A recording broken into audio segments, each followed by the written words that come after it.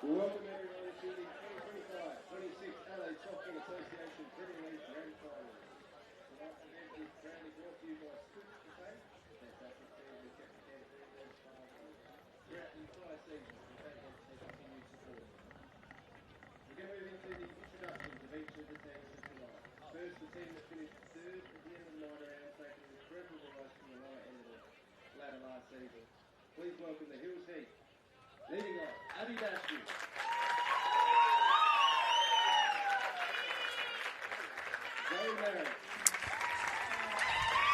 Legacy is on the line at West Beach as the Hills Heat look to continue their Cinderella run and possibly take it all out on Grand Final Day, while West Torrens look to cement a dynasty. Can they win their third championship in their last 4 years? Good evening, good afternoon, good morning, wherever you're watching around the world. Welcome to Softball South Australia here on beautiful Ghana land in West Beach, South Australia. My name is Eric Balnar. This is the Scoots Grand Final for the Premier League of 2026. I am joined by two wonderful characters of the game. We will start with, I don't even know what title to give you anymore, James. You can kind of do it all around here. We'll just call you Mr. Softball around here. James Harris, welcome to the broadcast. Let's start here with West Torrens.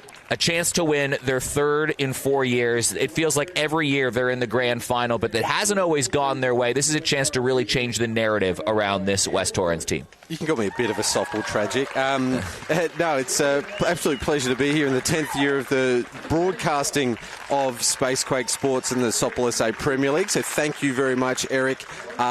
Exactly right. West Torrens have been the team in the 2000s. They could cement their spot as the best team of the modern era. Hills Heat, of course, fairy tale. You mentioned it. They are on an absolute high right now, and a lot of their players actually played last night as well. So for a little bit of extra touch, they played in the Hills Grand Final. It's going to be a fascinating contest tonight. We're also joined by Lizzie Avery, a softball star of BU, and also with the Walkerville Cats, played over in Europe as well. Going back to Europe this year, joining us for some expert analysis in the commentary box. First off, Lizzie, welcome to the commentary booth. Thank you. Happy to be here. Okay, Lizzie, let's go for you with Hills right here, because Hills, 2 years ago, they won one game the whole season. They've won 2 finals games in the last week. Last year, they won just 5 games. There's 6 wins in the last 2 years, but somehow they've just scrapped their way to a final. So what makes them so difficult to play against, as you might have seen on Wednesday? I think scrappy is a great word to use. They very much put the ball in play, put the pedal to the metal. They're going to run the bases. They're going to push it every way they can, always going for the extra base. They want defense to play cleanly, and if defense does not live up to that, they're going to take advantage. We will pause quickly for a welcome to country and the national anthem.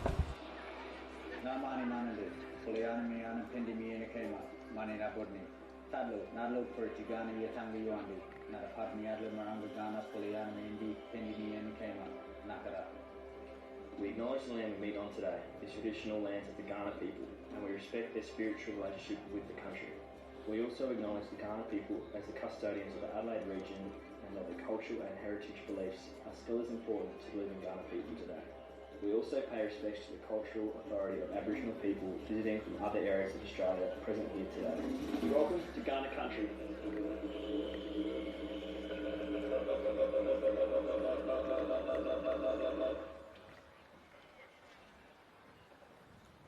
And now, ladies and gentlemen, if you're able, please stand and face down the right field line for the national anthem.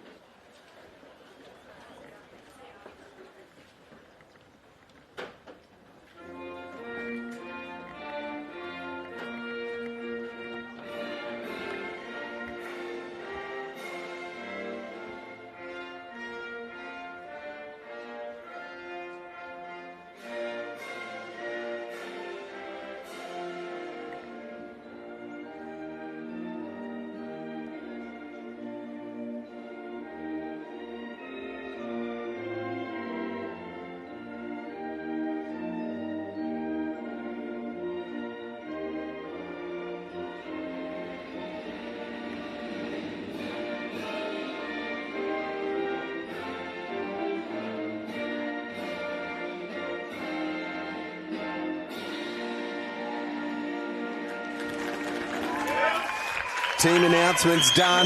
National anthems out the way. We are just about set and ready to go for the 2026 Softball SA Premier League Grand Final, and we could not do it without our broadcast partners, Aqaba Hotel, Carve Eyewear, Eastern Australia. Let's talk the sponsors and those that have helped pay for the broadcast throughout the year as well. We thank every single one of you. Tonight's Grand Finals, the Scoots Cafe Grand Final. They've been doing a terrific job in the bar and canteen all year. Carve Eyewear did the preliminary final, and of course we had the Aqaba semi-final Saturday. All the clubs had a sponsor as well throughout, and we're just so thankful and grateful to be able to bring you the softball broadcast. And as I've mentioned before, just a couple of times now, David sitting to my right, the 10th year of Spacequake Sports. So our pleasure to be bringing the best softball broadcast in the country, if not the world, Eric.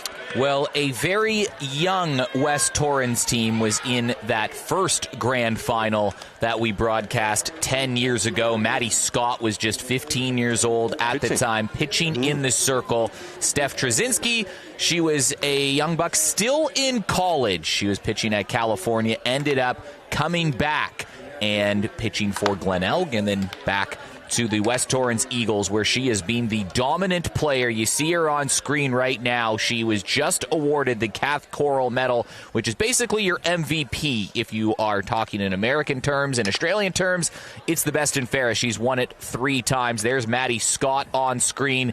She has since gone to college, come back, and now plays for the Aussie Spirit, which is the national team. It is a team that was pretty much wire-to-wire winners this year in terms of the minor rounds. They were the team to beat. They did go through a bit of a blip in February. They won 1 game in a 6-game stretch before really hammering it home in March, and Steph Trzynski has a lot to do with that. In her last 2 games, 13 innings, 1 hit, and 1 walk allowed. That 1 hit was a bunt single that barely caught them off guard by Haley Mayer versus Walkerville in that first final. Lizzie, Steph is a tricky one to contend with. Oh, that's saying it minimally.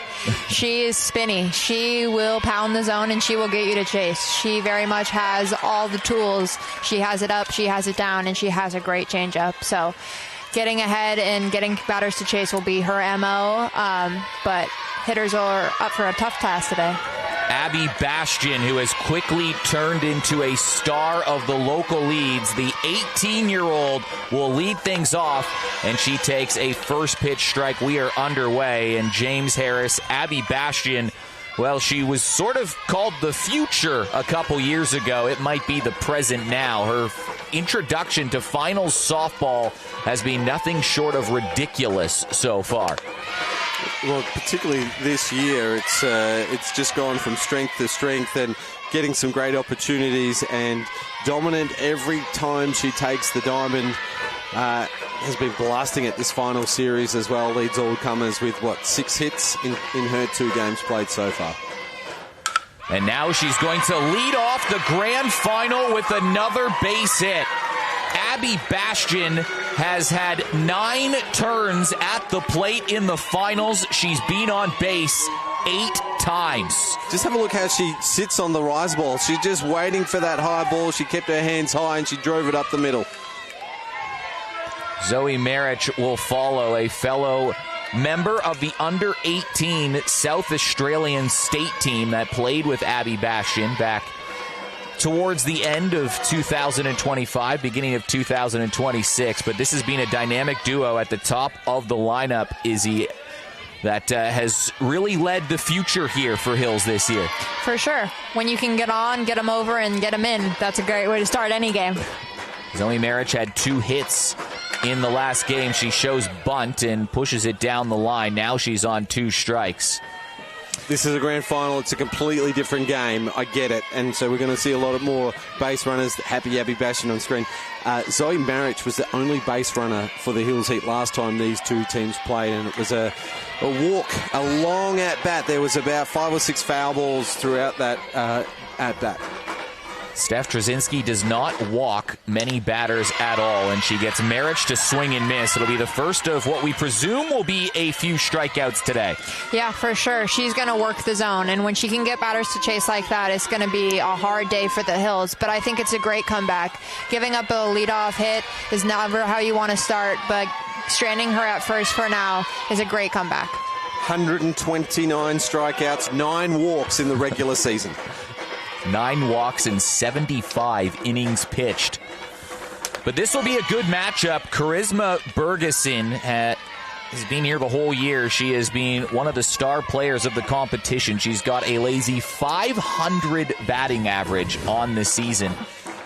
Has 3 home runs and has been maybe that missing piece for Hills. And she'll go right back to Trzynski, tries to double him up, and they get her. A line drive double play, and Steph Trzynski works around a leadoff single by fielding her position well. Yeah, how Steph goes, the team will go. And I feel like that's a great response. Those are sometimes the hardest plays to get, the ones right back at you, but she did a great job settling herself in a quick throw over to first. Unfortunately for the runner, there's really nothing you can do when it's right back at the pitcher like that. You're kind of stuck in no man's land. Bergeson leads the Hills Heat in every offensive category, and she absolutely drilled that one. Steph Trzynski had the glove there, ready to go. She's a tremendous defensive player. She's really good with her glove. Takes the catch and a heads-up play, knowing that Abby Bastion was going to be aggressive. Fires it across to Sophie Hoyle to complete the double play. Probably a contender for the Eastern Player of the Game powered by Eastern Australia. Let's put an asterisk next to that one. Well, let's take a look at the team list quickly as we head to the bottom of the first. For Hills Heat, we'll look at them defensively. There are 6 players aged 22 or younger on this team, the bulk of them Australian. Brie Luxon is in left field. Zoe Marich, the 17, 18-year-old, is in center field. Lara Tamke in right field. Charisma Bergeson, the aforementioned import, at third. Abby Bastion, the 18-year-old shortstop, who's also on the Spirit, at short. Chloe Zachary at second. Megan Jemson, formerly Megan Williams, if you've watched this before. That is same person, different last name. She's married now. Georgia King is the catcher, and Sarah Harvey, more on her in a moment. She is catching. For West Torrens, this is how they bat. Amber Hood leading things off and playing catcher. Jordan Harris had a terrific, especially second half of the season, batting second, playing second. Maddie Scott playing shortstop. Steph Trzynski batting cleanup. Sophie Hoyle fifth. Carly Allen, the veteran catcher, is playing third base today. At sixth, Izzy Benedictson at left field, Caitlin Holt in center, and Sienna Sutton, the youngster, in right field. But Sarah Harvey in the circle. She is going to have a big-time performance today to go toe-to-toe with the likes of Steph Trzynski, and Sarah Harvey's quietly had a really good season. Harvey's been great. Let's watch the first pitch.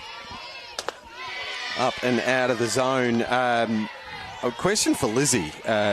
Do the imports know who the Aussie players are? West Torrens boasts capped Aussie Spirit players 1 through 4 in their lineup.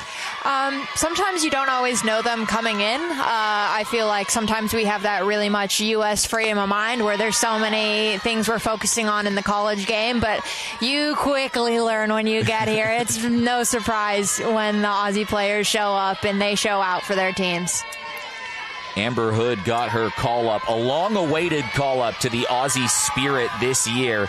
Debuted versus Japan and New Zealand towards the end of February and made a tremendous impact right away. She sort of started off on the bench a little bit, got into the lineup, and then did not let her spot go. She had a few hits, a couple diving catches, stole some bases, and pretty much did what she does exactly in this competition, just on the world stage versus the world number 1.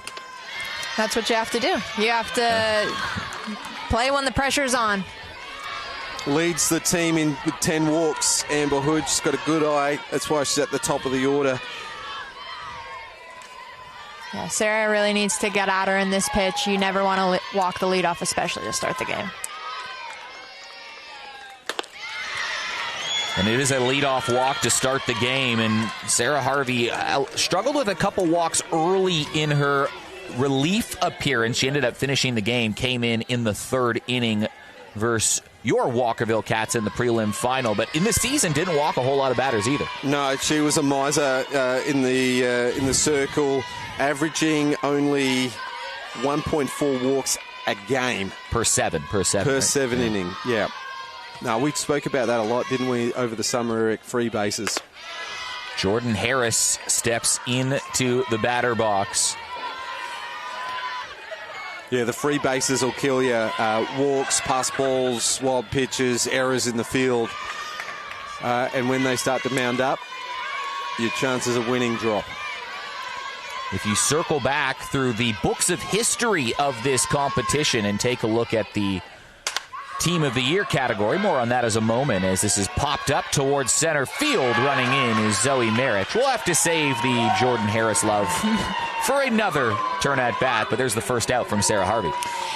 And that's a great job. I mean, I think she chased the pitch there. I would love to have seen her get a little deeper in the count, made Sarah work a little bit harder, but that's what you got to do. When it going gets tough, rely on your defense.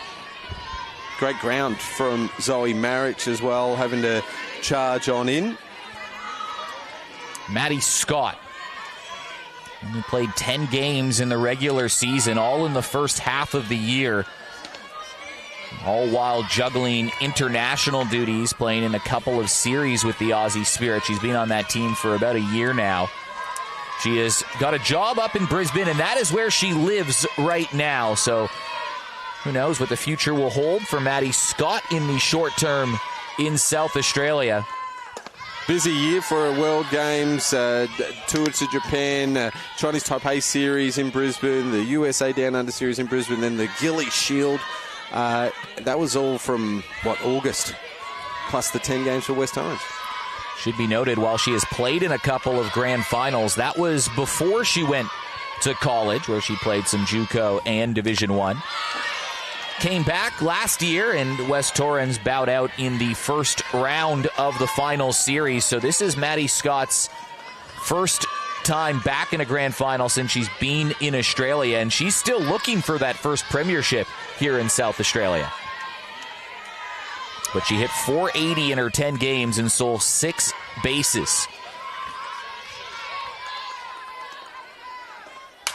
Now she'll chop one over to third. Bergeson hits the lead runner over at second. Maddie Scott will go to first, but you take that first out. And that's definitely what you want to see from Sarah Harvey. Using her defense, using the ground. That's really what she's known for. I feel like the first couple of hitters, a little bit up in the zone, but that's what I expect to see, is that down ball, grounding, and using her defense. Hit the ball so hard, didn't give the speedy Amber Hood a chance to get to 2. Surprising that West Torrens haven't been ultra aggressive, with Amber getting a walk, then having Harris second up to bat. You know, she's had more sacrifices than anyone in the West Torrens lineup. And then to let Maddie Scott swing away as well, with Amber still at first. I would have liked to have seen either a bunt from the next 2 batters or at least a stolen base attempt. For good reason, we talk about Steph Trzynski, the pitcher, often, but she is one of the best hitters in this competition as well. And she'll knock one towards the right field side. That goes foul. Hit .365 on the year and 16 runs batted in to lead the team. We love a pitcher who hits. Anyone who can help their own cause. Couple of ding-dongs. Takes one to know one. A couple of home runs and even 8 walks as well, which shows she's got a good eye. 8 hits, leads the team with runners in scoring position. Is why she is firmly entrenched in that 4 spot in the lineup. With some pretty high on-base percentage players in front of her, but Steph Trzynski, since making the move to West Torrens, really has helped push them over the edge from being in the finals and around the mark to almost every year it feels like they're in the grand final.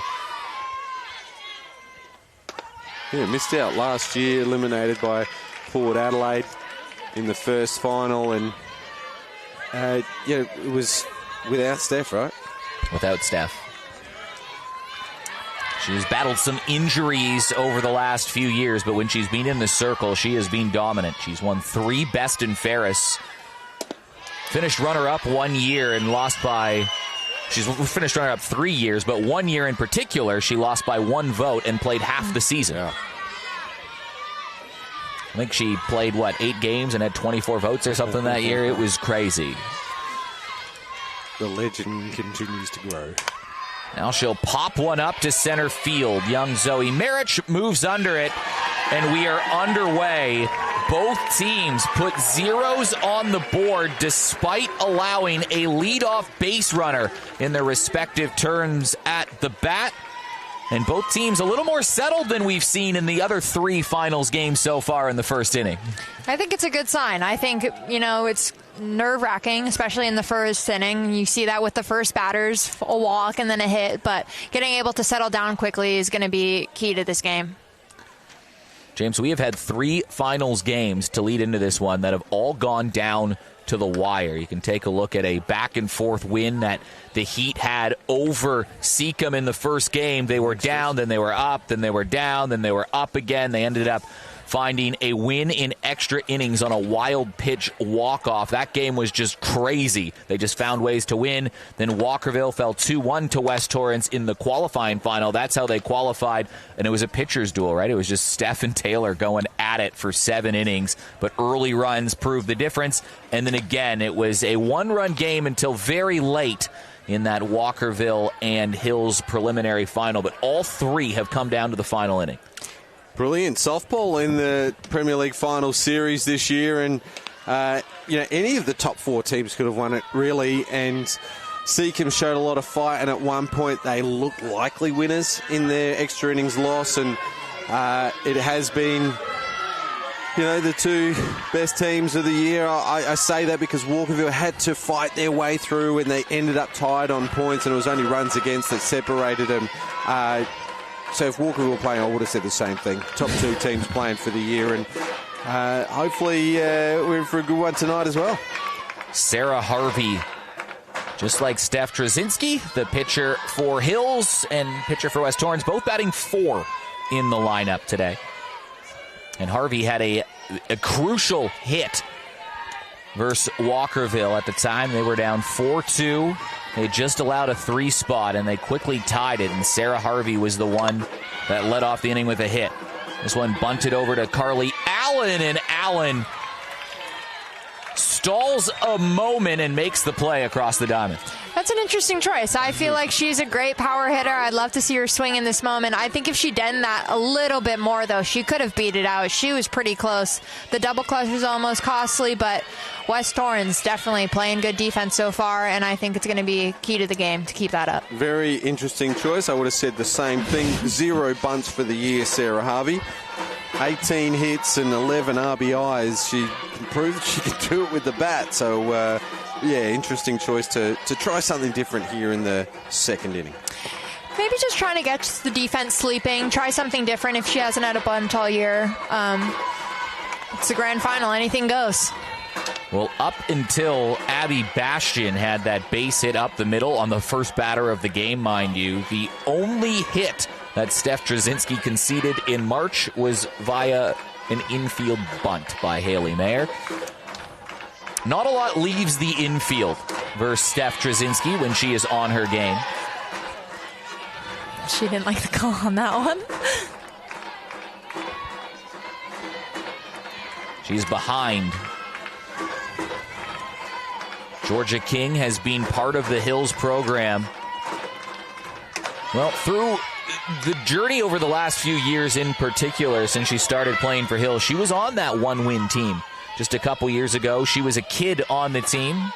Still young now, just 20 years old, but went from 1 win to 5 wins to in the top 2 most of the year this year. And a swing and a miss. Yeah, great power, but a good eye as well. She's got 2 home runs on the season. Good speed around the bases, 5 other extra base hits, 7 extra base hits, 11 walks. She's also got a couple of sacrifice flies and 4 sacrifice bloods. She's so versatile in that box for the Hills. And a swing and a miss. And Steph Trzynski has her second strikeout of the day. And that's the way to do it. Come back. I think attacking the zone was the key thing. She got her to chase on that 3-1 with a big swing, and then 3-2. Hit her mindset, go at her, pound the zone, spin the ball, see what you can do. Megan Jemson has played at a few different clubs in her lengthy career here in this competition, whether it be at Seacombe, she was at Port Adelaide, but she seems to have looked the most at home with Hills. And that includes a couple of years that were tough times. They were bottom of the table. Fourth club? From Walkerville to Seacombe to Port to now Hills, and a bit of a mum of the team, of course, but doesn't strike out very often, which means that she's got to be a battle for Steph Trzynski. I'm sure she'll be up for the challenge, but being a very good player this year. Yeah, she had a 9-pitch at-bat in the elimination final versus Seacombe that helped turn the tides. But talk about her feeling at home with Hills. I mean, you just have to look at how her now husband proposed to her. It was during a team meeting and team training last season. He was hiding in the closet and then came out to surprise her with a ring in hand. But in this case, Steph Trzynski rings up Megan Jemson, and she bounces back with a 1-2-3 inning. It is the last 6, well, it's 6 up, 6 down, a little unorthodox on how those first 2 came down. But yes, Steph Trzynski, 3 strikeouts, 2 innings, par for the course for Steph so far. Yeah, she's a gamer. She's going to go at him, and I think that's the way she's got to do it. Got to rely on her stuff. She's one of the best for the reason. Lizzie, if you're going up against a pitcher like a Steph Trzynski that, statistically says she'll allow maybe 1 run a game. I think she's got an 0.56 ERA, James. Is that somewhere around the mark for Steph? Close to it. Yeah, 0.56. Look at that. Does that, when you're the pitcher and you're going up against a pitcher that is the caliber of someone like a Steph, and you're aware of that, you see the numbers, whatever it is, does that make you take us in the eye of the athlete? Does it lock you in a little bit more? Does it change how you approach the game? Does it fire you up a bit more? What does it look like? I mean, you obviously recognize she's a great player. That's not even a question, but you can't even think about it. You got to play your own game. If you start playing the game of me versus her, it becomes one thing, but it's you versus the batter. It's you versus that pitch. It's you versus that out. You got to take it one pitch at a time. You can't play the too big of a game. Sophie Hoyle, Carly Allen, and Izzy Benedictson are due up 1-2-3 in this second inning. Sophie Hoyle, another one of those key recruits, you'd have to say, for West Torrens, going back over 6 years ago now? Yeah, I don't know the day. She did play in the grand final for Glenelg. She's a known big hitter. I wouldn't throw that one again, Sarah Harvey. Yeah, but came to the club and found success almost straight away. They've been in, 4 of the last 5 grand finals. They've won 2 of them. Could be wrong with that 4 out of 5. But yeah, 4 out of the last 5, yeah. Since COVID, when there was no final series. Last time Hills were in a grand final was in 2021. It was a very different looking Hills Heat team, one anchored by Georgia Hood, and she went on a tear in those final series. Lauren Christensen had a big final series as well. That preliminary final, I'm sure they still think about that, the West Torrens team. Ball up the middle, and it's a base hit for Sophie Hoyle. And for the second straight inning, West Torrens start off with a leadoff base runner. That's a great job, especially in a pitcher's count. She's 1-2. She gets the mistake, and she capitalizes on it, and that's what you got to do. Pound it up the middle, take the ground balls, but put them where they ain't. Yeah, great shot, Sophie Hoyle. We've come to expect it from her. Maybe a little up the middle, compared to what we see her hit it to the left side, but she's just a great hitter, has been for forever, since we've been broadcasting at least, and average looks a little low, 255, but 11 RBIs, and we know she can hit for extra bases. Carly Allen has been a staple of West Torrens over the last decade or so. She has playing a bit more B grade, I think it's fair to say, over the last couple of years, but still got in for about 10 games this year. And runner-up in the B grade medal. And yeah, she's a good player, and she's earned her spot on this side. She's playing third base. She won a Team of the Year catcher in Team of the Year, which was not easy to do in this competition when Belinda White's your main opposition. Club depth is important. Popped up over to third, and Bergeson makes the play. But just about to say, with no Lana Kaysler at third base in the second half of the year, Carly Allen enters the chat. Yeah, I probably wouldn't have thought behind Lana Kaysler and even Sophie Hoyle that Carly Allen at the start of the season would have thought she'd been playing in this game. But just jammed a little bit there in the hands, pops it up, but we'll see her again in this game. Just recently named in the over 35 state team to go away in July for the second year. Well, here is 7, 8, 9 in order and in positional number. Izzy Benedictson, the left fielder, Caitlin Holt, the center fielder, and Sienna Sutton, the right fielder. 7, 8, 9 or 7, 8, 9 in this one. All young players. James, we make a lot about Hills and their youth that they've had on their team, but West Torrens, obviously, they've got their stars, they've got their veteran players, but there's a group of young players on this West Torrens team. They're sort of casually introducing the next generation. 7 and 8, just touching 20 years of age. 9 hitter is a 15-year-old, and everyone in their bench is 18 or younger. So there is a pathway there, but a strikeout from Sarah Harvey, 2 down. We'll have a look on the Easton replay. She's gone to the outside edge and just pokes the hands at it. Izzy? That's what you got to do. You got to get them to chase, especially bottom of the order. You want to get as many outs as quickly as you can. You want to keep the pitch count low, preserve the team morale, and get in, get out. Caitlin Holt takes a pitch on the outside. Under 23 national champion in December, along with Georgia King and Abby Bastian and a few others in this game. Talia Sutton. Good to see the imports get involved in that competition as well. Taylor Cottle coached that team this year, pitching coach. Battery coach, yeah. Don't undersell Ben's efforts No. as the head coach, but yeah, as well as Morgan Hess and Lacey Ham.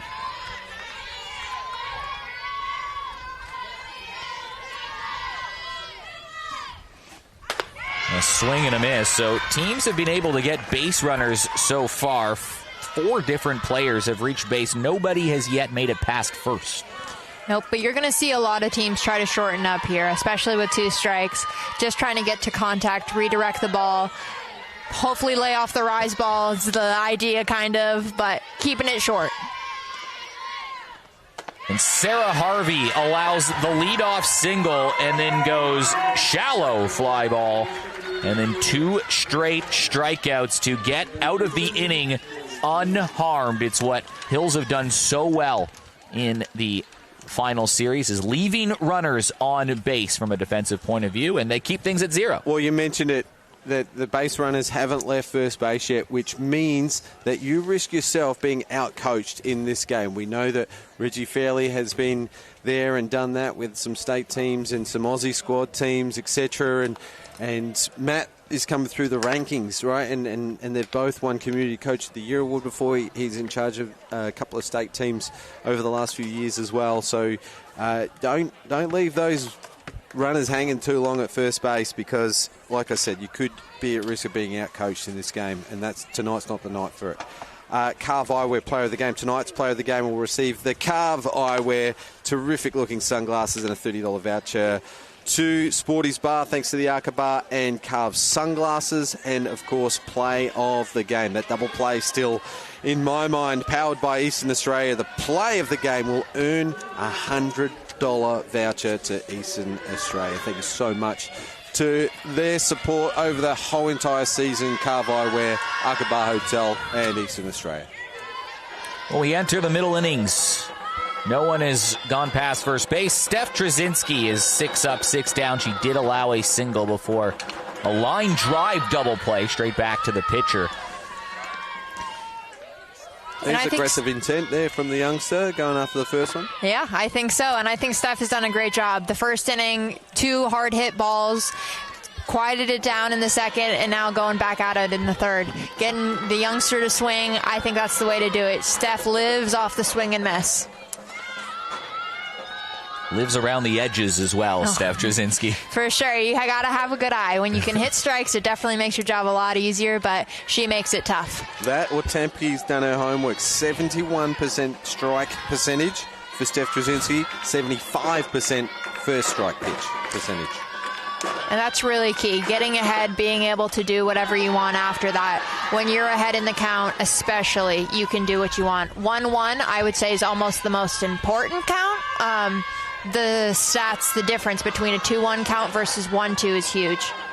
Well, we're in a 2-1 count now as that ball missed by a margin. Popped up, but it evens the count back up at 2. We did see Steph battle back from an early 3-0 count in a previous inning and strike out a batter.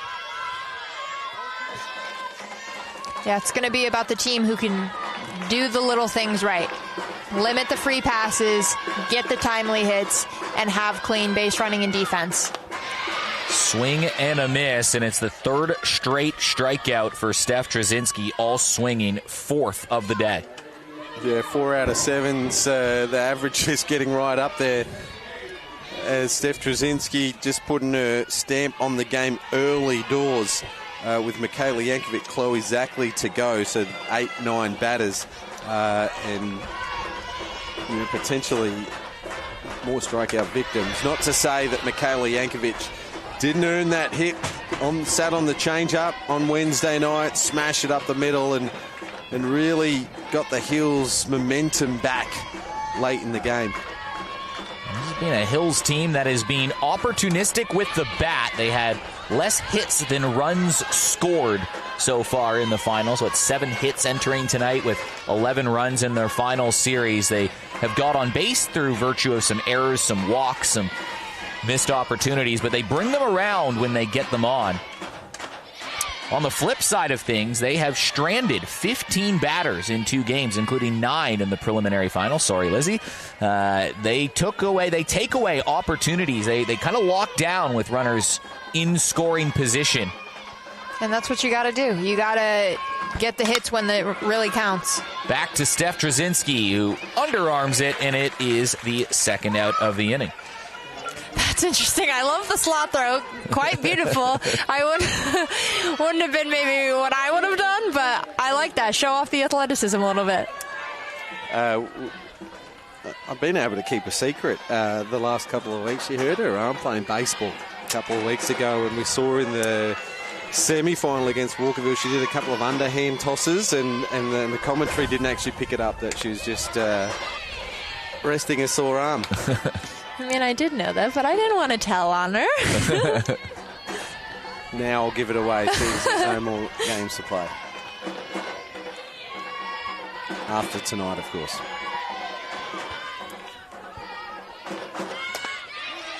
Just chasing a bad pitch then.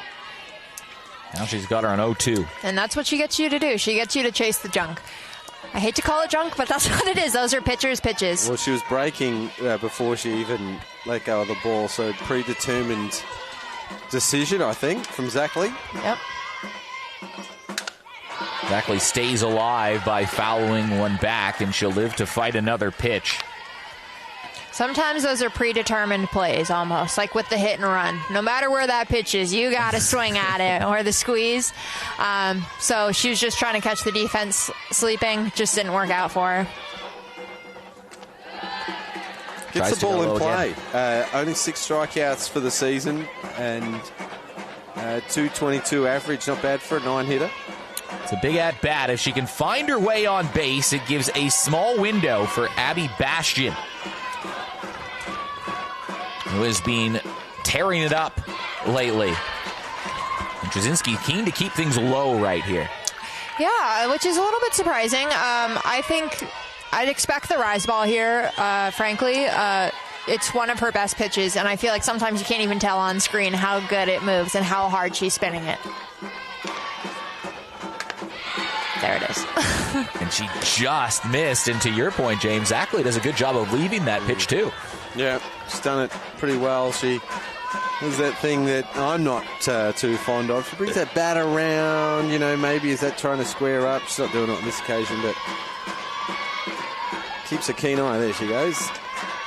pulls the bat back, and now she knocks it towards Maddie Scott, who makes the play, and the West Torrens Eagles have gone 1, 2, 3, 4, 5, 6, 7, 8, 9.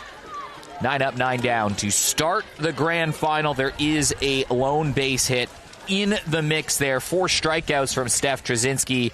And other than Abby Bastian, that's the only ball that was hit out of the infield so far for this game for the Hills Heat. So Steph, as advertised so far in this game, it's going to have to continue to put pressure on Sarah Harvey in the circle for Hills Heat. There's a look at all the fans lining the foul line, watching the game. We've got a packed grandstand as well. Heaps of people here to support the Premier League Grand Final. We'll go right back to the top of the order pretty soon for West Torrens. So they've had a couple of base runners, both lead-offs. They'll start with the 9-hitter and then turn it back over to the top. Hood and Harris will definitely come to the plate in this inning. Second time through, then the third time through. These batters are here in the grand final for a reason. You probably don't want to see them a third or definitely a fourth time through the order. So Harvey's got to be good. It's got to start this batter. It's especially interesting because they've played so many games throughout the season, too. This definitely isn't their first look at these pitchers, but nothing like a big moment like this to see him again. I'm pretty sure Harvey's thrown into every game that these two teams have played, whereas Trzynski only pitched against the Hills twice. Last time Trzynski pitched against the Hills was a 1-0 win for West Torrens back on March 4th, and you kind of feel like it has the makings of a 1-0, 2-1 type game again. Hills defense in tight. It's a good pitch. All the infielders inside the line, all the outfielders just a couple of steps off the grass, expecting short game from Sienna Sutton. Sarah Harvey in the circle, played NCAA Division II ball at Kutztown in Pittsburgh, and won all kinds of accolades while playing there, including multiple appearances, I think 3 in the regional section of the national tournament. Was on a couple I don't know what you call them, all-American teams? Is that the terminology? All-star teams for her conference? All-conference teams. That's all-conference teams. All-conference teams. Played over in Europe and is going back there. He was playing in Germany before with the Bonn Capital. She's going to Spain this time around.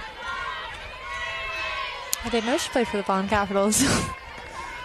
We played them this past summer. She played there. I think she was on the same team as players like Sid Horton was on that team with Sarah Harvey. There's always a connection, it seems to be, between different players, and I believe that was at least the introduction to it for Sarah Harvey. And Harvey gets the leadoff batter down on strikes. That one looking. And that's a great job. You got to get the 9-hitter. As silly as it sounds, but you definitely want to keep people off for the top of the lineup. I think that's a great pitch. Maybe a little love off the corner there, but it's what you got to get. You got to love it, especially as a pitcher. They're going blow for blow. 4 strikeouts for the first 9 batters for Steph. 3 strikeouts for the first 9 batters for Harvey. Well, maybe for our viewers at home and with 2 elite softball players next to me right here, this was a question that was asked of me, but it'll be better explained by you. And if someone's asking me, other people are asking at home. You saw in that last shot here, as Harvey delivers, she was just checking down at her nice little sleeve with a nice little coated sheet on her wrist. You can see it on the batter here on Amber Hood on her left arm. Yep. Walk us through what that is for our viewers at home, Lizzie and James. That is signals. So they'll have them both for pitching and for hitting. They'll go in a grid. So you'll get 3 numbers, usually go across and then down, and it'll just tell you what the play is. So it'll be like drop out or rise in, or for hitters, it'll be like sack bunt, steal. It's just a way to stop picking pitches or for other teams to try to pick your signals. Stops the battery from getting crossed up as well. Yep. A little cheat sheet. It's a little cheat sheet. It was the new thing. Now I feel like in the States they're phasing up to, they call them pitch comms, so they're almost like Apple Watches. I feel like just technology more and more is taking over the game, but I love to see it. Yeah, that way the communication can go to the defense as well. Not only the battery and the whole team is then on the same page. They know what pitch is coming. If they've got scouting the batter, they know that Amber Hood might hit opposite field if she gets an outside down. So defense is informed as well.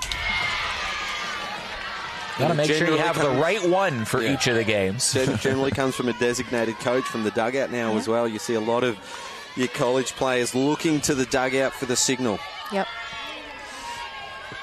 Every pitcher will have their own call sheet. Every team, sometimes based on the weekend, will change them out. Really depends how much you're playing and how much the other team's trying to mess with you.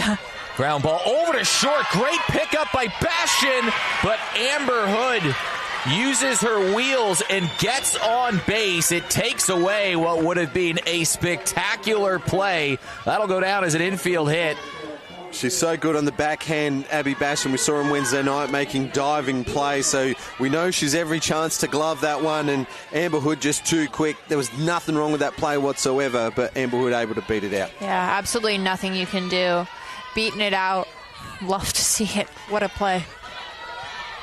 Good softball on all ends right there, but it is a base runner.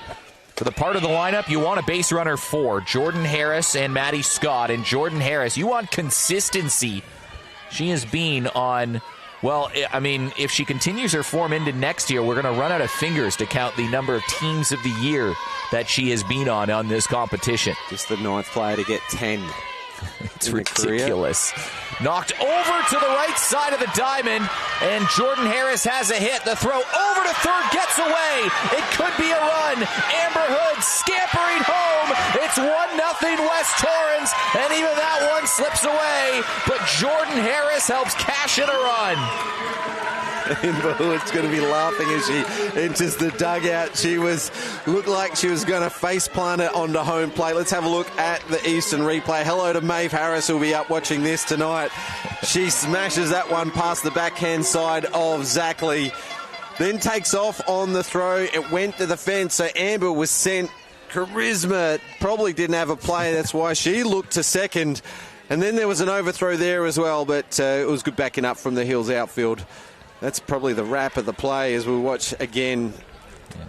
It won't go down as an RBI. It'll be a throwing error that I would suspect brings in that run, but it doesn't happen without Jordan Harris slashing that ball over to the right side of the field. And I think that's what you got to do. You got to put pressure on the defense. Get the people to throw, catch. It seems simple, but those are the mistakes that cause runners in motion. Everyone's going, everyone's thinking, a lot of chaos is happening. It gets loud. A lot of things can happen, as you can see. Cool heads could have kept that down to a 1-3 split in the end.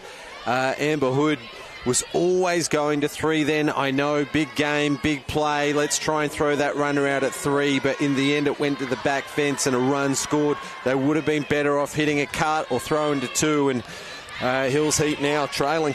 And I think that's great base running, especially seeing the ball through, going the 2 bases. You got to do it in the big games, is take the extra base. Now Maddie Scott cracks one towards left field. That drops in and it'll score a run with ease. Scott stands on 2. Eagles are up by a pair.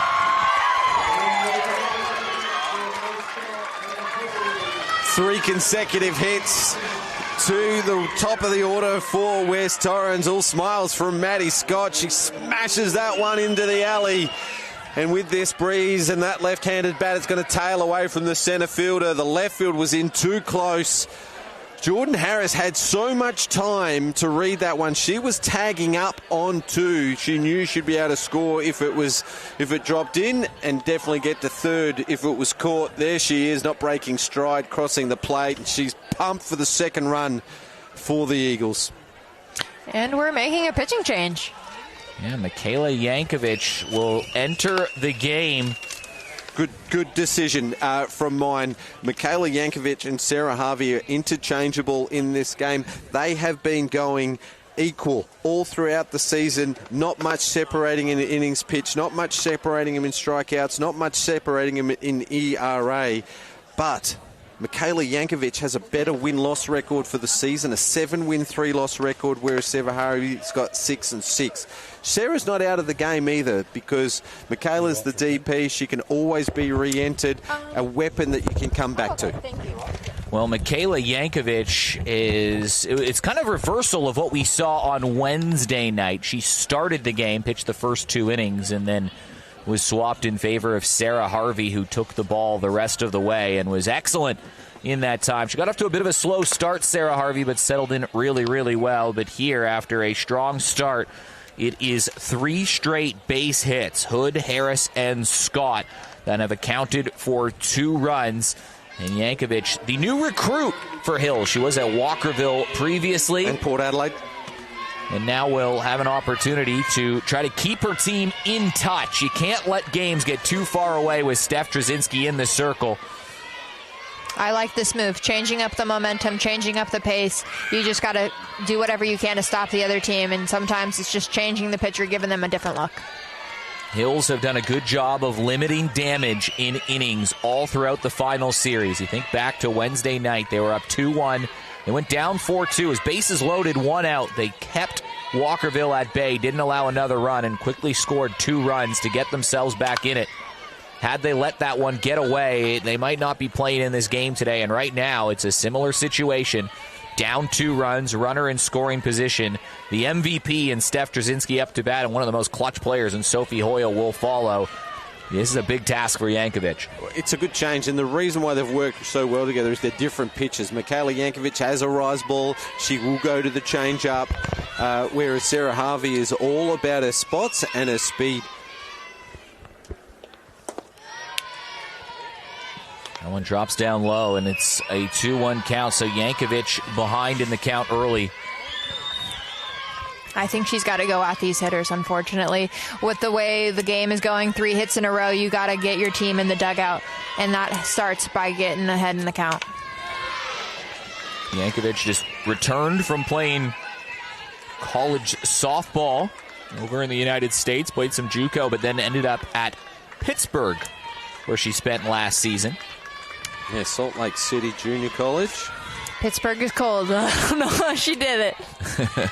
Especially from South Australia, where these are the cold nights here at West Beach. Maybe that's how she did it. West Beach cold is cold. I don't know. Pittsburgh's a confusing city, too, to get around. I don't know if you've ever been there, but, man, those streets make no sense. Pittsburgh's a fun little town. It's a college town. Great ballpark as well, right on the river. It's a hockey town as well. Yep. The whole East Coast is. Penguins, how are they looking for the Stanley Cup? Are they in contention? Oh, they're battling right now to sneak into the top 8. If they do that, it's kind of wide open, but their star player battling some injuries, so who knows? I'll be cheering for him. Trzynski right now, though, has a full count against her and a runner in scoring position, trying to make it 4 straight hits. West Torrens have scored twice in the bottom of the 3rd. Now they're really trying to break it open. Trzynski golfs that one. It's a fly ball to right field. Tamke dives in and it gets by her. That might cost them. Trzynski will stand at 2. Holding up at 3 is Maddie Scott. And the train continues to roll along for the Eagles. And that's really unfortunate. That's a good outcome when you're a pitcher. Just a lazy fly ball, but it just lands in no man's land right outside the reach of her glove. The dive gives Steph the extra base, but nothing really you can do going for it. How many times have we seen Lara Tamke lay out for one, put her body on the line and take a ripper of a catch, but 4 consecutive hits now for the Eagles. This is what West Torrens have done all year, really all the last half decade since COVID they find a way to generate a big inning and then suffocate you in the circle.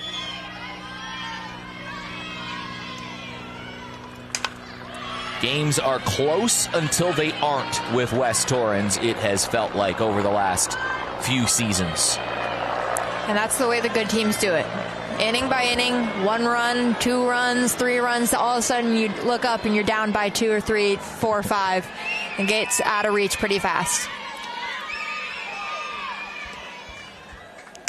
Hoyle on the change of pace lines one to the center fielder. Runner will tag up. It is a 3-0 lead, and on the sacrifice, West Torrens increase their advantage. Well, I was just about to say, with 2 runners in scoring position, you'd almost be tempted to put this batter on, but Hills need to get some momentum on their side. Sophie Hoyle, like a pro veteran, drives one to the centre field, deep enough for the speedy Maddie Scott to score. She's pumped as she crosses the plate.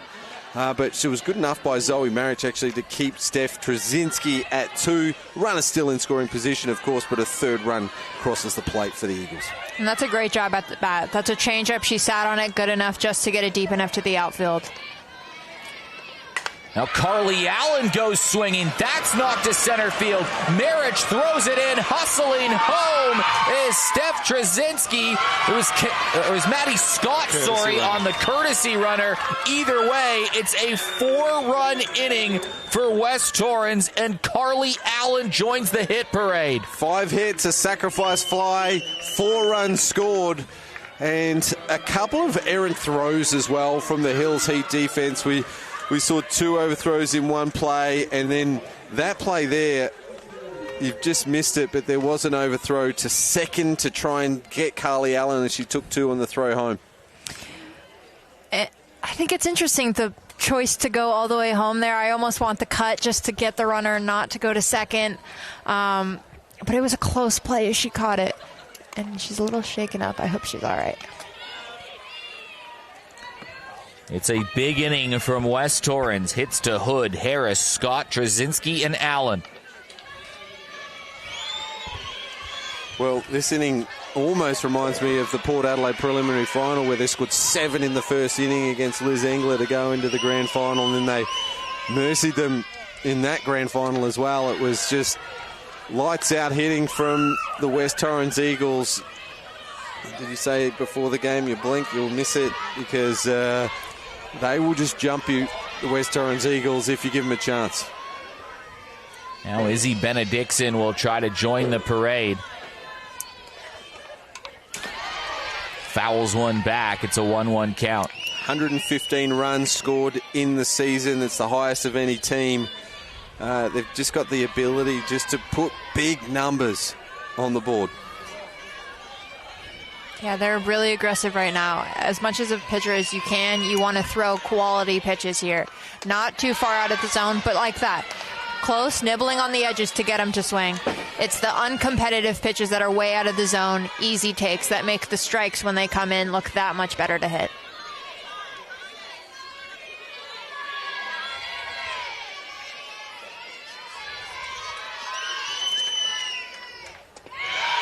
Well, it's a nice pitch to end the inning from Michaela Yankovic, but 4 on the board from West Torrens.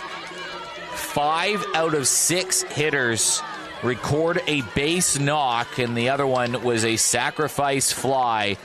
That is a big hole that they have dug for Hills. Oh, yeah. And it's going to be a tough task against Steph, but you can't think about it as 4 runs right away. You got to think about it as getting the lead off on, getting some people on base, getting some hits, generating one at a time. If you start going for the grand slam with nobody on, it ain't going to work out for you too well. Well, they got 4 innings to work with, 4 runs to chase down. They've got some time. Most game plans in softball is to score a run an inning, so it's not out of the question.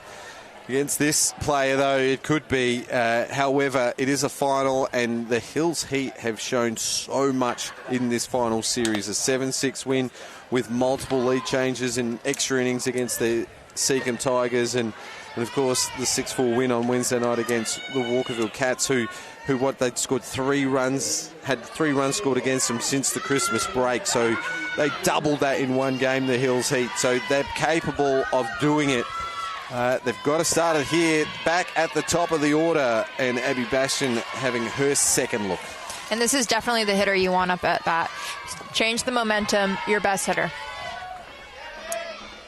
Just quickly on West Torrens, Eric, sorry to cut you off. You mentioned West Torrens' lean period as they returned from Christmas, and was a 6-game... 1 win in the 6, yeah. One win in the 6. Their last 4 games, they put 11 on against Port, 6 on against Sturt, who came home with a wet sail, 6 on against Seacombe, who were a finalist, and then the 2-1 win against Walkerville. So their last 4 games, they've been getting bat on ball and moving runners around. They also had mixed in there not long before that 1-0 win over Hills. That was the game before. Yeah, so they found different ways to win. They won them tight. They won them in little slugfests as well. Well, player of the final series so far, Abby Bastion, has got a hit already against Steph Trzynski, and in the 2 outings, Hills Heat versus West Torrens with Steph pitching, Steph gave up 1 hit in 10 innings of work. It was Abby Bastion that got the hit. So now 2 hits against Trzynski. Well, she had a heck of a January and December period, didn't she? She played, under 23s, under 18s. She went to an under 18 Australian camp before she played in the under 23s. Played for the Stars and went all the way to the championship game. Rookie of the Year. Won the Rookie of the Year at the National Championships, and then got the call-up to the Aussie Spirit. Played under 18s and then Aussie Spirit call-up. That's a busy summer. She just graduated year 12 just a few weeks before that. She said it's been a fun summer of softball. She's on a bit of a gap year, as they call it in Australia. I imagine she'll get a few swings in that gap year of hers. A lot of people talking, asking the question, will she go to college? I can't actually answer that. Maybe someone watching online can answer it, but I can't. I'm sure she's getting offers. I'm sure if a player of Abby Bastion's caliber wanted to play college softball, she could find her way over there. This is a dead ball. You could see just that little bit of inexperience from the teenager. She didn't know to stay in the box. Stay in the box. I would hate to see her get out just because she ran it out. Usually you almost see it go the other way where it doesn't hit people and they sell it, but... Gotta sell it. You gotta. Ground ball over towards short, scooped up by Maddie Scott.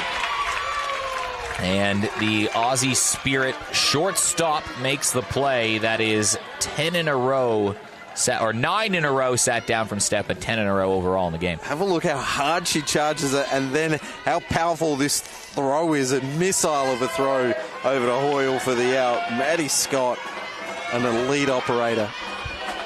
And getting the first out of the inning is big. Cuts off some momentum. It really changes the dynamic of the whole inning. Well, one thing that will absolutely destroy the spirits of this Hills Heat team is if they go 3 up, 3 down after giving up 4.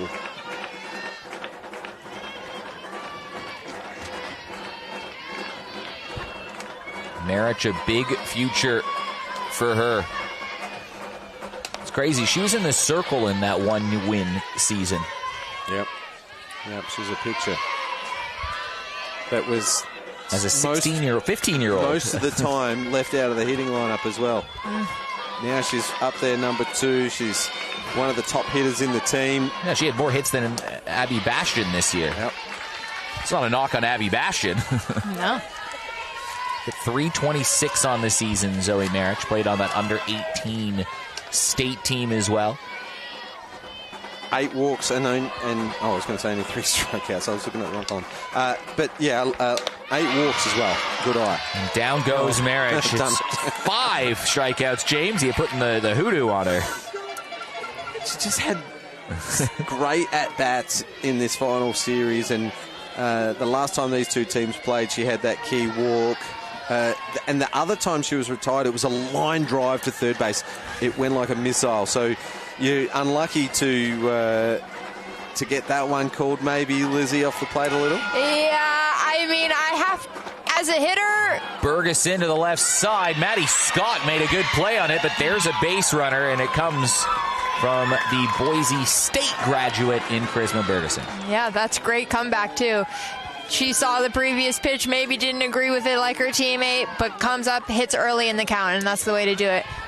Yeah, I see a green pen to my left. There's two other teams we haven't mentioned so far, so this was going to be cool to score a hit, to the backhand side of the shortstop. She might have kicked it, but we'll still give her a single. I think that's a single. Even if she made that play, she would have had to throw probably off her back foot, and I would be surprised if the throw beat her, but Maddie Scott's got a cannon, so you never know. But I'm giving that a single. Scorers tonight, Jill Williams, Sue Norris, Meredith Goodman, and the team in blue out on the diamond. Steve Wallace-Show behind the plate. Pete Fairlap at first and Jason Irvine at third. That's the voice of James Harris. Lizzie Avery also with us in the commentary booth. My name's Eric Ballner. Thanks for joining in around the world, around the country, wherever you're watching from. Sarah Harvey trying to convert a base runner. Trzynski asking the question. You always got to ask. Doesn't matter. She was pretty quick to it. Yeah, There's a movement you've got to ask, but good call in the end. Yeah, not even close. But you got to ask.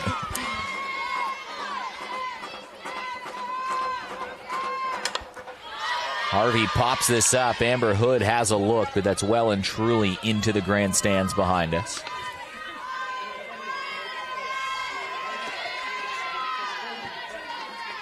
And the first base runner for Hills since the first batter of the game.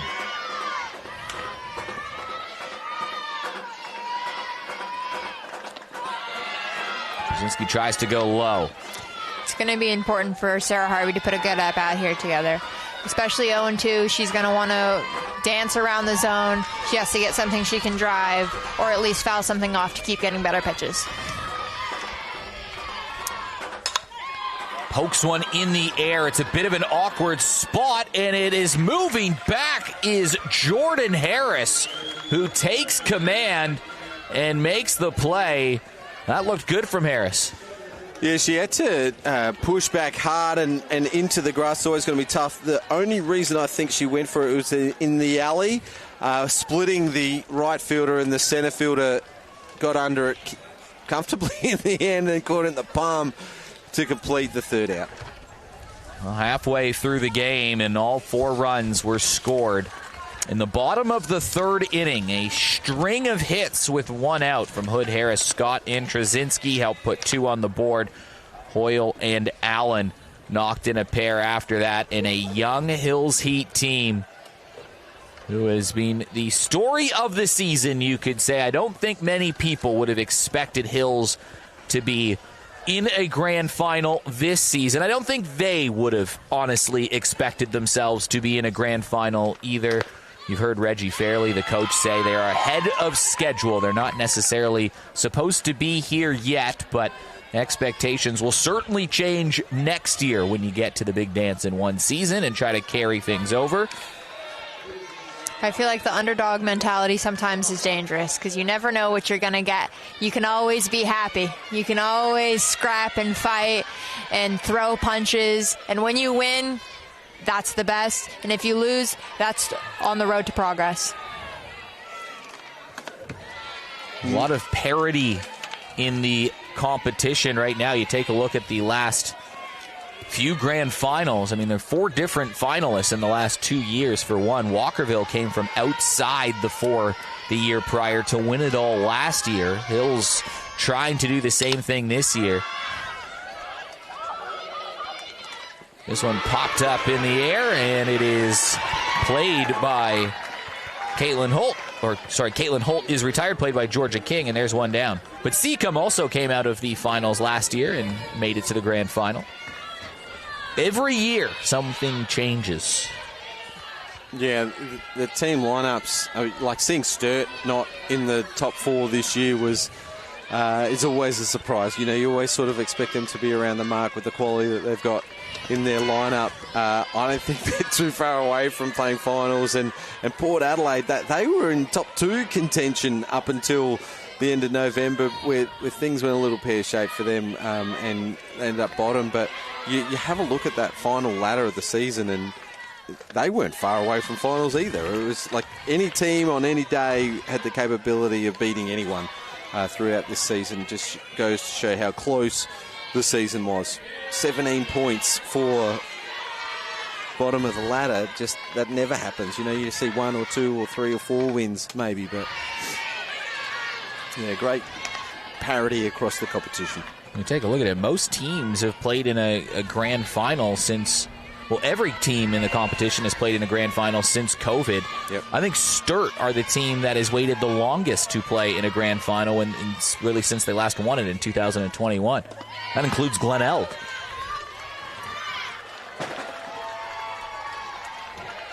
Oh, Glenelg, what year did they make it? Did they make it 3 years ago, was it? Or did they lose in the prelim? They had a good run. Yeah, I don't think they made it. Might have lost to Port Adelaide. Yeah, West Torrens played Port Adelaide 3 grand finals in a row. Yeah, that was crazy. Base on balls. Yep. To the 9-hitter, which is unfortunately you never want to see it. But sometimes the 9-hitters be tricky. I don't know the statistics on it, but they walk a good amount of time in my career. The second leadoff spot. Yeah. Well, it sets the table well for the likes of Amber Hood, who has been on base twice today.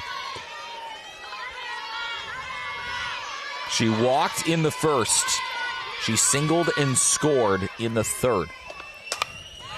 Ball popped up in foul territory. That has enough get up and go to leave the yard.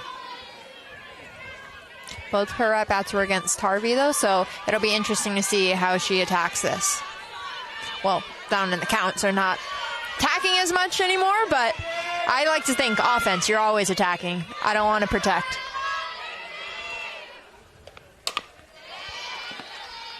There's a protective swing from Amber Hood.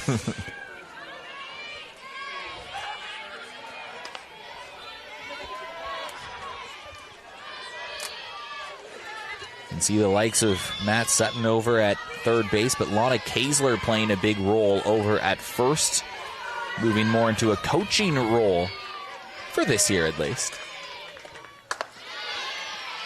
The back half of this year specifically. There she is, Lana Kaesler. She was the hero of a drought-breaking championship just a few years ago for West Torrens. The game was tied, and she robbed what was going to be a run, guaranteed if she didn't climb a ladder and make a ridiculous catch at shortstop. Off Jess Maslin. Off Jess Maslin. That was scoring a run. And she robbed her of a base hit by jumping maybe 11 feet in the air. Okay, it was maybe, I've never seen her jump higher, but it was a big catch. And then the next half inning, she hits a 2-run home run to win the game for West Torrens and break a championship drought for the Eagles. I think that's a great pitch. That's a great take, though. Living around the zone, 2-2 count. But this is the pitch she's got to get right here. It's been a good battle. It started off 0-2. Yeah. Amber Hood has worked her way back into the count. And now she'll rip one to the left field side. Advances the runner to second. Amber Hood has been on 3 times today. And that's a quality at bat. When you get that many pitches, you see everything the pitcher has. You feel pretty prepared for when the pitch you want is coming. Yeah, great shot from Amber. Made a slight adjustment, hands up the barrel, hands up the handle just a little bit there, and just pulls it into the karaoke. Walk and a single for West Torrens. They started their run last inning with 1 out.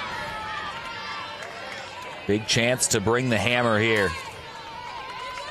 The 2-hitter, Jordan Harris. She hit .333 on the year, but her second half numbers really helped to boost that. Maddie Scott, who hit .480, will follow. And if they haven't got out of trouble Hills, they'll have to contend with the best and fairest winner, the Calf Coral medalist in Steph Trzynski. This is not the part of the lineup to have 2 base runners on with a couple outs in your pocket. Nope. But she's gotten herself into a good count. 0-2 here. She can do a lot. Even get herself a double play. Get a ground ball. Quick quickly turn it, get off the field. That was a good pitch as well, to double play pitch down and away on an 0-2 count. Good enough to lay off it. Swing and a miss. That's a big strikeout from Michaela Yankovic on a premier player in this competition. And that's exactly the same thing. Coming back with another great pitch, help her team out. Harris. Just like the pitch before, right? Down and away, just tailing away from the plate as well. No batter's going to be able to reach that, and you've got to protect. So she's gone down swinging. In one of the quirks of the game, Jordan Harris ends up on first anyways, but as a courtesy runner for the catcher. And that ball slips away into the outfield. It's all right, though. But I like that rule. yeah, catcher don't have to. Catcher can go get ready. Yeah, I like that. Pitcher, too.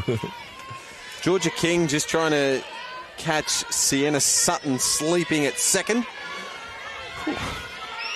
Well, Maddie Scott had an RBI double that really helped push West Torrens ahead in the last inning in the third and made the score 2-0 at the time. The double cashed in Jordan Harris. A double here makes a hole even deeper. Might even be a mountain next to a hole that they'd have to climb out of and then climb up. She rips one down the line. That finds grass. It rattles up against the wall. 2 runs will score. Maddie Scott has a think about turning the ball. Play at the plate. And Maddie Scott, an inside the park home run. And it's 7-0 West Torrens. 3-run home run for Maddie Scott in the park. She smashes this one, pulls it down the right field line into Dead Man's Alley. Hills Heat defense is in pretty tight. Sienna Sutton scores. Jordan Harris cruises home, and Maddie Scott was on her bike. The throw not in time. Maddie Scott puts them within 3 outs of ending this game. 4 RBIs for Maddie Scott.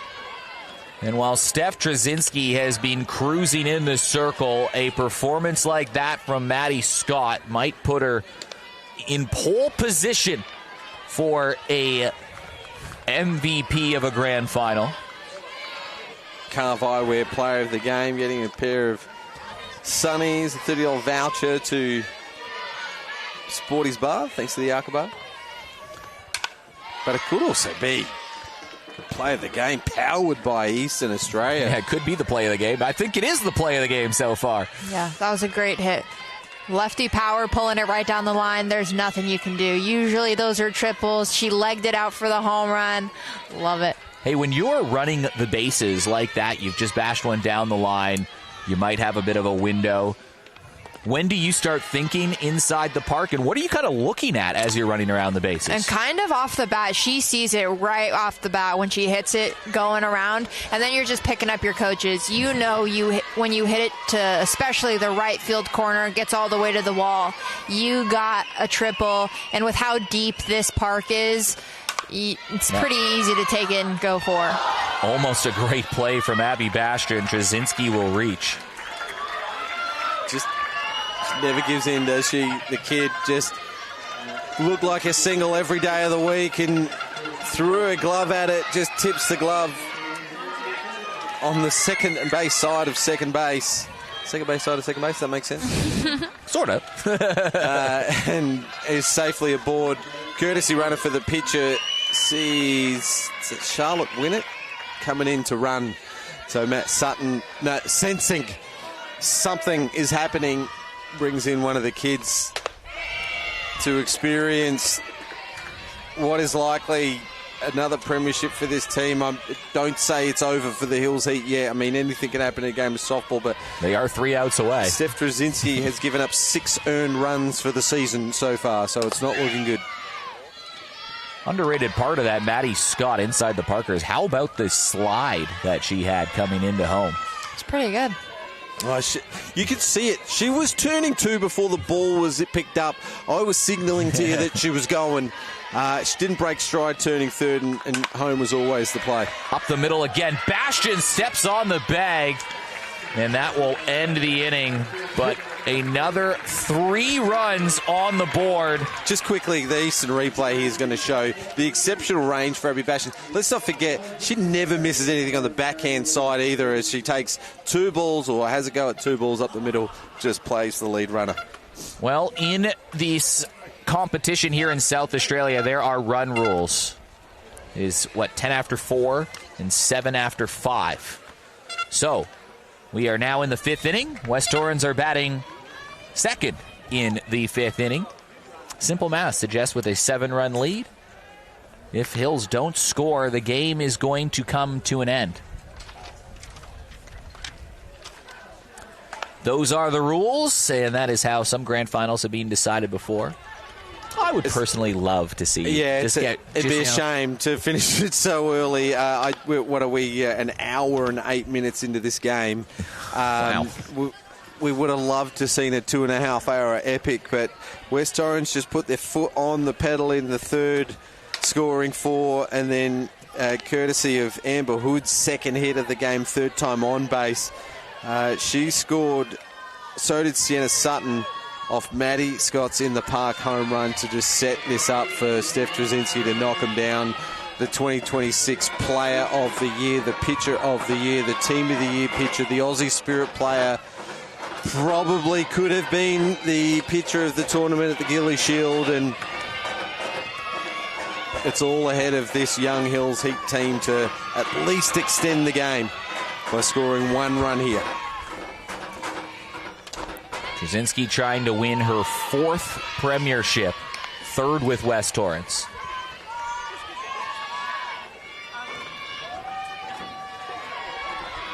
It is a career filled with accolades, and there is still some time to go, assuming she can stay healthy. Now she's 3 outs away. Just has to chuck a 0 on the scoreboard, something she is quite familiar to be doing.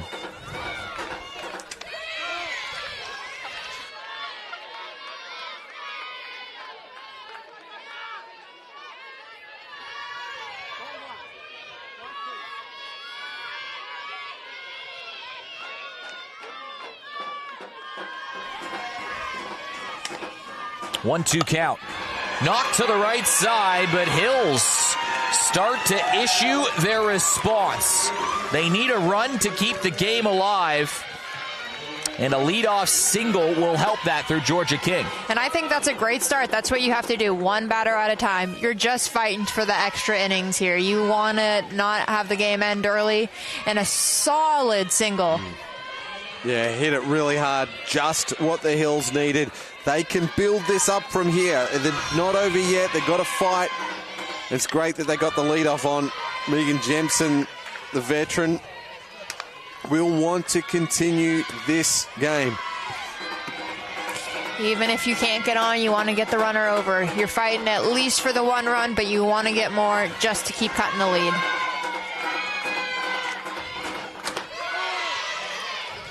First time they've had a leadoff runner since the first batter of the game. But after that, Steph Trzynski sat down 10 in a row. Charisma Bergeson had a 2-out infield single. Just 2 balls have left the infield today, and that one gets through Maddie Scott.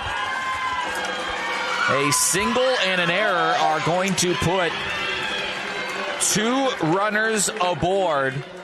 Does it again. Megan Jemson gets the bat in the way, finds a way. Maddie Scott was actually, you might see it better on this angle, was braking for second. Had to change direction, just misread the second bounce, and he got through as she pirouettes. Have a look where it goes. Runners at 1 and 2 for the Heat. Well, the 7, 8, 9 batters are going to be responsible for extending this game. You want to come back, you want to score the 7, but you don't have an opportunity to do that if you don't score at least 1 here. Yep. One thing at a time for the Hills.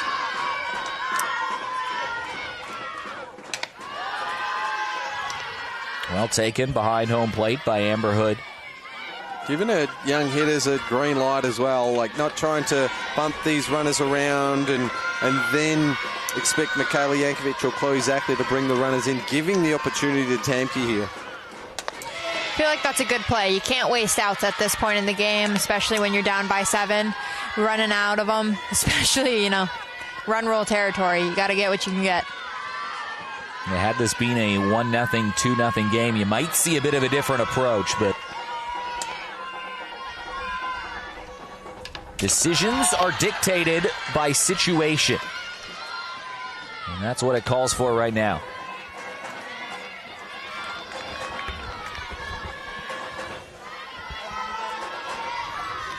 The Hills dugout and their Congo line still going strong, as it has been all finals. They look like they have a lot of fun playing this game together. Yep. The Hills Heat team does.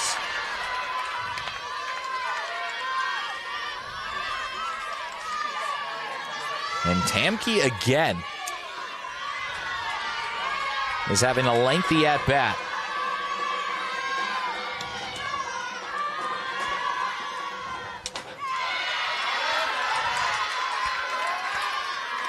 She had a couple long at-bats for Seacombe in particular in the elimination final.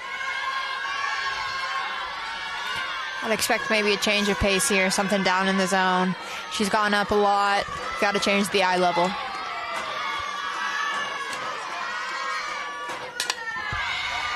Or not.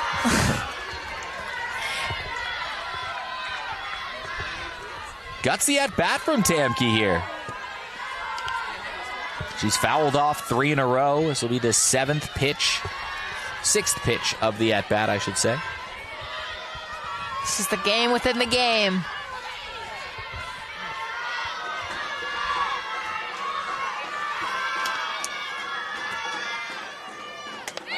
And she got her. Down and in, and a coy smile from Steph Trzynski. That definitely was not what she wanted in that instance, but sometimes that works for you. Let's have a look at the Eastern replay. It didn't look like that moved too much. It went straight down Broadway, and Steph will take it. We'll take a look at Steph's reaction. I don't know if it'll be on this replay, but her smile sort of said it all. She put a hand up. That Here was it the is. First sign. Missed a spot there. Yeah. Sometimes you get away with them. Well, we are at a 1-pitch warning for this ball game to end. A ground ball double play, a line drive double play like we've seen in this game would be enough. They want one of these next two to get on to get it round to Bastion at the top of the order. It's a good take. Yeah, if one of these players can get on, then there is an avenue for this game to become mighty interesting. If they would be bases loaded or a run in and the top of the lineup turning over. Yankovic popped up in the air. Harris calls everybody off. Yeah, And West Torrens are 1 out away. Unfortunately, that'll be an infield fly, too, so automatically out no matter what. If she dropped it, they were getting the 2 outs, but there's still a chance. Courtesy runner Georgia King at second base will be replaced by Sky Volmard. Sky Volmard's looking for your job, Eric. She commentated the Port Pirie. I was listening to some of that in the office before. She did a great job. Chloe Zackley needs a base hit to keep Hill's season alive. West Torrens trying to win their 3rd premiership in the last 4 seasons.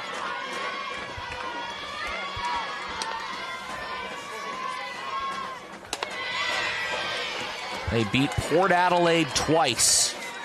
They did it in 2023 and 2024. Those two broke up a string of unbelievably heartbreaking grand final losses. Some you just had to see to believe.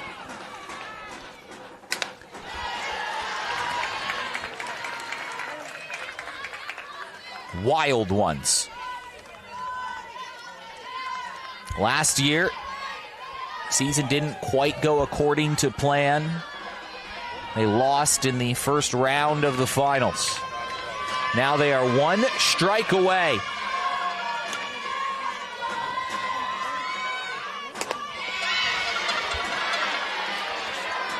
It's a ball.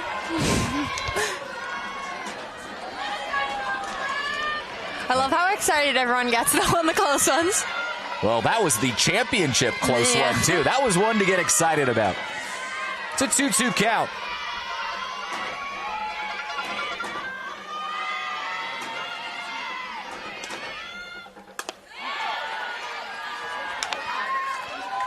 Nervy for Chloe Zachary to lay off a couple pitches, too, with the season on the line. Now it's a full count. I'd be ready to hit. 3-2, the runners are going to be in motion, but Steph is going to go right at her here.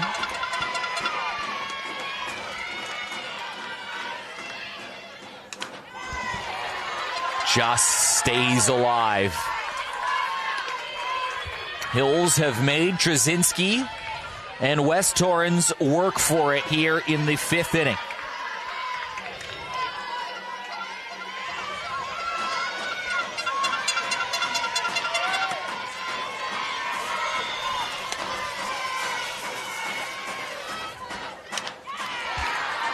And they'll continue to do so.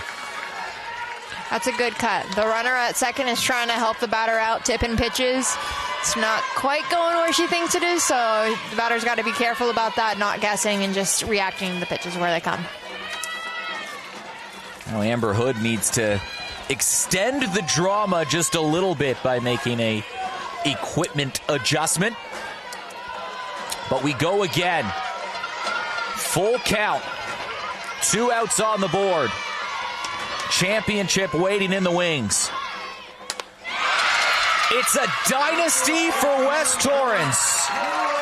3 in 4 years and a premiership in 2026.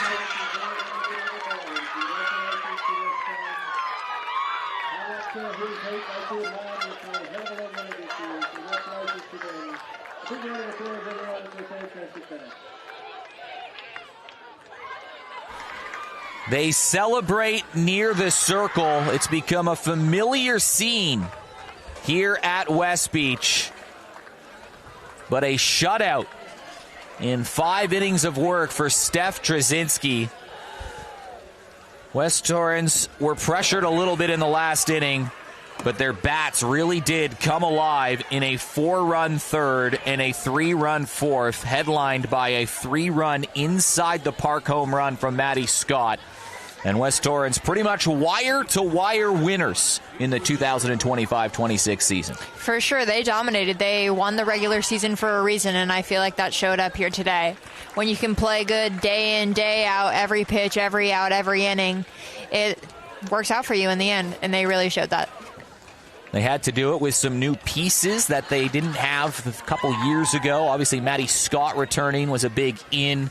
Lana Kaesler not able to play the second half of the season. That was a big out. A new coach as well in Matt Sutton, but a core group of players that just knows how to win. And that one will feel good. On your score sheet here, Lizzie, I mean, who stands out to you as a potential? I mean, we don't know who's going to win the carve performer of the game. James is going to take care of that, and who the umpires will decide for the player of the final. But there's probably 2 or 3 players you could really narrow down to. Who stood out for you as a player? Amber Hood really set the tone for me. Getting on base 3 times, 2 singles, but leading off the game with a walk. Sometimes that's underlooked, but that really sets the tempo for the whole team, and she controls it behind the plate. But obviously, Maddie Scott is a highlight with the 3-run home run. It really put an exclamation mark on the entire game for me. But Steph also, you can never overlook her in the circle. She's a dominating pitcher, and she really shuts the other team down. Yeah, one of those 3 you would think. Maddie Scott had 4 RBIs and 2 hits. She also did have an error at shortstop, but I think she more than made up for it with an inside the park 3-run home run. Steph Trzynski a shutout, and Amber Hood caught the shutout. So I think that actually might be the difference maker for me in that. But we'll find out who some of these winners are. So we're going to throw it down to the field with James Harris with 1, 2, 3 Eagles to celebrate their 1, 2, 3 premierships the last 4 years. I'm here with 3 premiership players for the West Torrens Eagles. I feel like Santa. I've got a bunch of presents to give away here. Firstly, we've got the Carve Eyewear Player of the Game, and we've actually given it to Amber Hood for 3 for 3 on base, 2 runs scored, 2 hits, and you've caught a shutout for the premiership team. Congratulations, Amber. You must be stoked firstly for the win, but your contribution tonight was amazing. No, it was a good team game tonight. We just needed to score more runs, and we did the job. I'm going to get you to hold this for me while I pull out what we've got for you tonight. Okay. Just keep it close to me here. Firstly, we've got the Carve Eyewear. We've got the voucher to Sporty's Bar, thanks to the Yarka Bar. And we also found another little voucher for Eastern. It's a $50 voucher as well from Eastern Australia. So congratulations. You're going to have to put those eyewear on for the play of the game powered by Eastern Australia. Maddie Scott, you hit a double, but then you topped that with the in the park home run. It was a 3-run home run. It was a massive hit as well. So congratulations, a huge hit. You were pumped. We saw you turning through, trying to score. What was going through your head as you were turning 3? Oh, run fast. Scoring from the moment it hit the bat? Yeah, pretty much, yeah. It was an amazing game. Defensively, you were terrific. Offensively, terrific. You scored 2 as well, 2 hits, both of them extra base hits. Amazing, well done. Thank you very much. Here is your Eastern voucher, $100 voucher to Eastern Australia. And Steph, you've already won a couple of pairs this year, so we've got a second pair of Carve Eyewear for you, Maddie Scott. And for Steph Trzynski, you've thrown 5 innings, 7 strikeouts, shutout in the grand final. That's your 4th grand final win. You've got a voucher to Sporties as well. Congratulations. Pumped for the team to get a 3rd premiership in 4 years. Yeah, this one I think felt extra special. We had so many young juniors part of our team this year, and they're really integral. So this was an extra special win this year, I think. Yeah, Hills were going toe-to-toe with you all. I'm going to get the Carve Eyewear on screen, so come in for a tighter shot here. They really took it to you. It was tight early, and then you hit the accelerator in the 3rd. We knew it was going to be a tough win, but we knew what we needed to do to get it done. And relentless, scoring another 3 in the 4th. Yeah, it was just really great pitching by Steph, and for us to have her back with the bats, it was just pretty big. I'm not going to hold you guys up anymore. Go celebrate with your team. Congratulations to Maddie, to Amber, to Steph for your 3 players of the game. Congratulations, West Torrens Eagles, on the premiership for the season. Thanks, James. You. Go Eagles!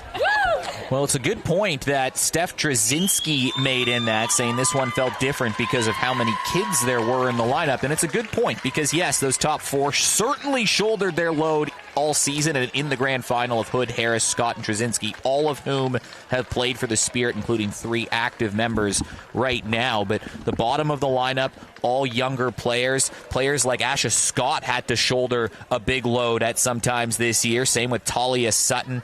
How about Sienna Sutton? Charlotte Winnett got some significant game time as well during the year. She had a couple big moments during this season. This was a lot of a younger West Torrens team than perhaps what we have been used to. So the veterans paved the way, but you don't win with just 4 players. You got to have the 1 to 9 part of the lineup. You definitely don't, but they are the veterans. They show and help take those young players. They're going to be the future, but you have to put them on your back, show them the winning way, and help them. I feel like really taking them on under their wing, quality at bats, what to do, really shows, and then it shows in the finals especially. That's the voice of Lizzie Avery, who joined us for commentary today. Hopefully we see you back next year for a full season, Lizzie. That would be pretty cool. Any inside word on that? Or? Yeah, the insider's sitting next to me, but we'll try to get that out of her after the broadcast. But where Pete Williams administering some ceremonies on the field, we'll try to listen and hear what we got going on the field as well. Good chance to shout out to Anthony Weatherstone as well. Recovering well, I hope, mate. Get well soon. Pete Williams, the Softball SA chair, doing the MC work for the grand final presentations. That's us on screen. Yeah, that is us. Now, a big thanks to everybody who tuned in throughout the year, in the 10th year as well. But West Torrens, a big season, 3 and 4 years, James. It really does sort of cement that dynasty. And you think back to a couple heartbreaking losses, whether it be an extra innings one where there was a 50-50 call at home plate, or a ball that was misfired down the line, or how about the winning run being scored on a foul ball being caught up in the winning run being tagged after a ball caught in foul territory. Just strange things seem to happen to West Torrens in grand finals, but after winning their first one, they've really seemed to figure out a method to the madness. Yeah, a couple of heartbreaking losses, as you mentioned, and ever since then, they've been untouchable, really, haven't they? The one misstep last year, they weren't in contention, and they were still in the finals, though. And well, here's an award that's not going to be presented. No, it wasn't. It wasn't presented at the Association Volunteer of the Year. Volunteer of the Year. It's working, Pete. Kevin Tenebring.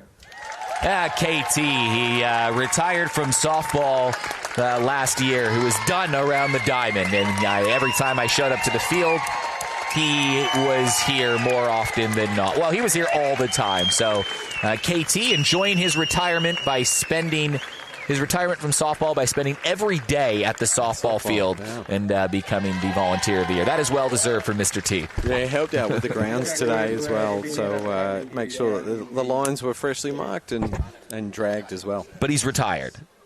Not umpiring. Yeah. Retired from umpiring. Well, you should have seen him the last 3 days at the Sapsaza Carnival, 50 teams, and he's out there mentoring umpires. He's always around the field. Even I see him everywhere. The junior membership has increased by a massive 120%. That's a nice number. If you didn't hear that at home, 120% increase in junior membership for this competition. Each year we recognise the most successful clubs across both juniors and seniors. And this year, the Junior Club of the Year is awarded to a club that achieved a remarkable feat of placing a team in every single junior grand final. So this is for the Junior Club of the Year, and that will go to Seacombe Tigers to spoil that ahead of it. But yeah, they had a team in every single one of the grand finals, won a couple of them today. That is a remarkable accomplishment to somehow have a team make the championship game of every level of junior baseball. Yeah, or softball even, Eric. No, they were in every grade, and it's the first time the club's won the Junior Club of the Year award. Yeah, it's a big deal for Seacombe. Next, I'm assuming, will be the Senior Club of the Year. And they'll go to the team that won the strongest overall performance, but they did win the B grade final in a crazy comeback victory today. That will go to Sturt Softball Club. They're always winning something, Sturt. Whether it's the Junior Club of the Year, now it's the Senior Club of the Year. There's Riley Moore, who is a big character in that club, both really at all levels of the game, accepting that award on their behalf. Well, I think it's almost medals time. I can't find my notes for the other premiers for today. Probably the last page. Well, I can tell you that Sturt won the C grade. Start with the under 12. Sturt beat Seacombe in the under 12s. Hills Heat won 2 juniors. They won the under 14s against Seacombe and under 18s against Seacombe. And Seacombe broke through for their only junior win. Under 16s, they beat West Torrens 8-4. The E grade was Walkerville defeated Seacombe. I do not have the D grade, my apologies. Sturt beat Sturt in the C grade. Sturt beat Walkerville in the B grade. And of course, West Torrens beat the Hills Heat in the Premier League. Pete Williams giving some commiserations to Hills, and what a season they had. You heard Reg Fairley at the beginning of the year talk about how, hey, we just want to win a couple games early in the season to instill confidence, to let these kids know that they are good enough to win games. And that was the big goal early, is win some games and build some confidence, and that spiraled into a season where they were top 2 most of the year, and they run all the way to the championship game, including a couple big finals wins. And I think you see that a lot, Lizzie, it just takes a couple wins to build some belief amongst a group. For sure. It just kind of spirals from there. Well, not spirals because you're going uphill, you're winning. But when you really get the confidence of 1 win, 2 wins, we can do this. There is Linda Martin and Jill Williams on screen for a couple of presentations for awards and trophies in their name and honour. Actually, I think Jill Williams is going to present the Lindy Radigan Player of the Grand Final. It's actually supported by MC Sportswear as well. So it's the MC Sportswear Lindy Radigan medal for the Player of the Grand Final. And the shield named after Linda Martin. That's a new addition only in the last couple years, but well-deserved. She is... if you have half an hour, we can go through all of her accolades. You got to know Linda. I love Linda. Linda's the best. She's the best in a lot of ways. She tells it like it is too. She'll be like, "Yeah, that was terrible." Well, how many premierships does she have to her name? I think there was 11 in 14 years. But 11 in 14 years. Steph Trzynski wins the player of the Triple Crown, the player of the Grand Final. Never before had a player won the best and fairest for the competition, the championship with the team, and the player of the Grand Final until last year when Taylor Caudill did it, and now 12 months later, Steph Trzynski does it again. So becomes the second player to do it. So we'll do this first. The Premier League Shield, the Linda Martin Shield, goes to West Torrens. And Linda Martin passes off the shield to Amber Hood and Steph Trzynski. That was a great stat, by the way, Eric. Well done for doing that research. That was all my jamesharrisdatabase.com.au. But Steph Trzynski brings it back to the club. One of you needs to introduce all the players up so they can get there.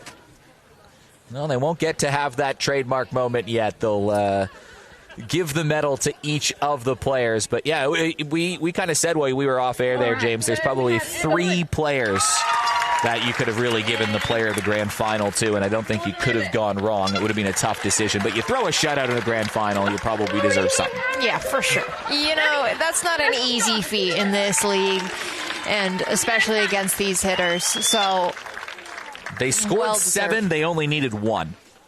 Yep. But 7 gets them out early. Know that, yeah. 7 to end it early, but yeah, they still did it, and it was the top 6 hitters all reached with a hit at least, and then you had multiple hits from Hood and Trzynski and Scott with 2 extra base hits. You saw Sienna and Talia Sutton accept their medals, and Sophie Hoyle moving in now. Right before that was young Charlotte Winnett. What a cool moment she had earlier in the year for her first base hit. One of the better highlights we had of the year. Caitlin Holt has taken over the mantle out in the outfield, playing on the under-23s. Asha Scott, she had to pitch some big games this year. As did Mia. This is their teenage bench getting called up now. No one over the age of 18, Talia Sutton being the oldest. But she still had a big game against the Hills Heat earlier in the year. She had a double against Sarah Harvey, and all these teenagers that are coming through the Eagles system right now, just sending a warning shot to the rest of the competition that, you know, they've got 15 players in this squad, interchangeable. Yeah, they will build it on some depth. And Matt Sutton in his first year at the helm and helping to coach this team to it. There's Alicia Marchink accepting her medal. I'm sure Lana Kaesler will also have one. Lana Kaesler, playing coach. Danny Moffat, you see, lurking on this side as well. A big influence on the coaching staff on this team. Yeah, Matt Sutton ably assisted by Lana and Jordan, both as playing assistant coaches, and Danny also very supportive on game day. And the Team of the Year coach, Matt Sutton. In his first year in the Premier League. He gets the Team of the Year coach medal for being the premiership coach, so he'll get a couple of medals.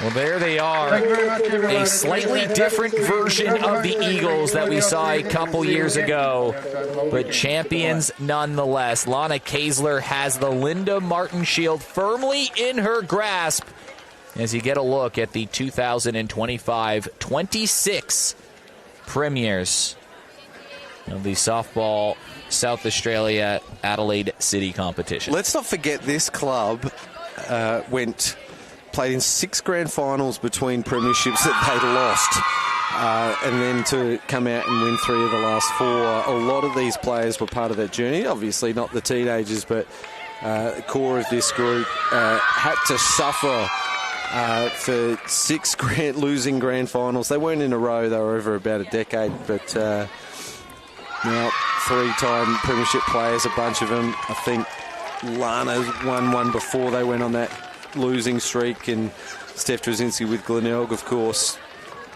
will be two. There'll be 2 4-time premiership players there, but celebrations, champagne showers for the Eagles in 2026. Now, a lot of work goes into these. Remember, all these players have full-time jobs, lives, kids, and they train multiple times a week, play games on the weekends. It's a lot of work that you lived it firsthand. Yeah, I do live it firsthand, and I have it almost kind of easy because I come here just to play for the most part, so I can't imagine doing it with kids and a full-time job and having to do all the other stuff.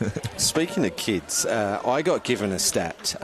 You'd probably be able to pick out who it was, but the years that her children were born, the Stars won national championships, and the years after her children were born, West Torrens won premierships. I wonder who that could be. Jordan Harris, of course. What a season it's been, and I cannot thank the team at Spacequake Sports enough. Our man to the right, David Muggleton, came and saw me in my office after an introduction from you, Eric, who told me, no, I'm not going to do that. I'm not going to put a single camera up. No, I'm not going to do it without commentary. What I'm going to do is change the way people watch softball in this country and around the world. And for 10 years, we've been watching Spacequake Sports do the best softball broadcast in the country. And we've become a destination state for the likes of Lizzie Avery and the dozen or so internationals that have been coming to Adelaide to play in this competition for the last decade or more. And reciprocal. We've been sending players overseas as well because of their opportunities that they've been given from being on this broadcast. So I just want to thank Spacequake Sports for 10 years of absolute magic. I'm not finished with you yet. I want to see you do a top 10 plays of the year as well. We'll see you at the State Awards night. So expect it around the first week of May. I'm putting the hard word on him now. He's giving me a nod. But Eric, you've been there since the first game. You actually did the commentary, post-production of the first game that Seacombe Tigers ran out winners. Jade Peterson was the on-field interview after the game that you did, David Muggleton. I'm just reminiscing here because I can thank you so much to everyone that's put on the cans to call the games. Thank you to everyone who has poured some money into these broadcasts as well. We couldn't have done it without you, and everyone of your team at Spacequake Sports, David, for being on switch or behind a camera or running a wire, whatever it's been, cold days and hot days. It's been absolutely brilliant. It's been my pleasure to call the action as well for 10 seasons. Is the most fun thing to do in softball besides hitting a home run is calling the action. So from me, thank you very much. I'm going to let you wrap it up, Eric, before I start choking up. Thanks, Lizzie, for your first game commentating. Quick wrap up from you and your experience here in South Australia. I thought it was great. I loved it. The competition was great. Wow.